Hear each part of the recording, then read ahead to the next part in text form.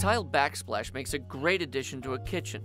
It's durable, easy to clean, and can enhance the kitchen's overall look and functionality. In this demonstration, we'll be installing a 2-foot-high backsplash with glass tile accents.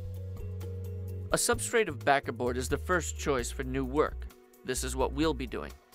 But tile can be successfully attached to existing walls using mastic. Mastic is a specially formulated, ready-to-use adhesive that doesn't require mixing and is better than mortar at holding tile to a vertical surface. Before applying mastic to the wall, lightly hand sand the surface with 80 grit sandpaper to roughen it, which helps bond the mastic to the wall. Don't sand away the paint.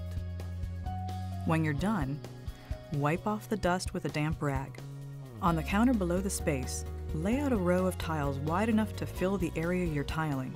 Adjust the row left or right so any cut tiles will be the same width on both ends. On the wall, mark the location of one edge of the tile that's closest to the center.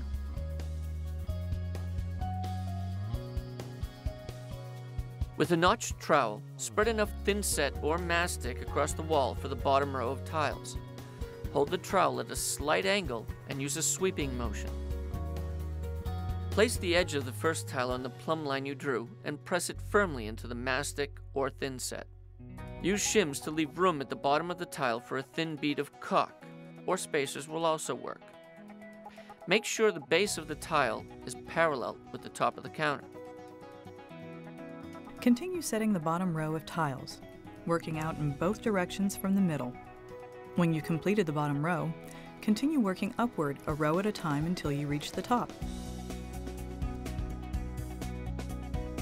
When you're done tiling, allow the mastic or thinset to dry overnight before grouting. Grouting fills in the space between the tiles.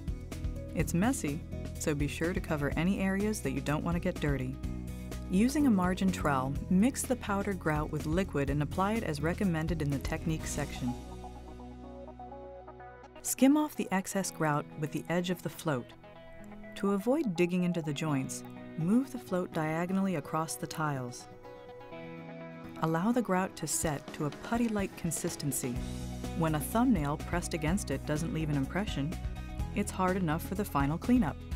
With a damp sponge, wipe the tiles diagonally to clean them. Rinse the sponge frequently in clean water. Remove any remaining haze as instructed in the technique section. Let the grout cure completely as recommended by the manufacturer. Once it's cured, apply a food-safe sealer with a sponge. Sealing gives the grout greater water and mildew resistance and helps keep it from getting dirty. Make sure to wipe off any excess within 10 minutes. Don't let it dry on the tile. Squeeze a thin bead of tub and tile caulk into the joints at the very bottom of the backsplash, in any corners, and between the tiles and any cabinets. Smooth it with a wet sponge or finger, and you're done.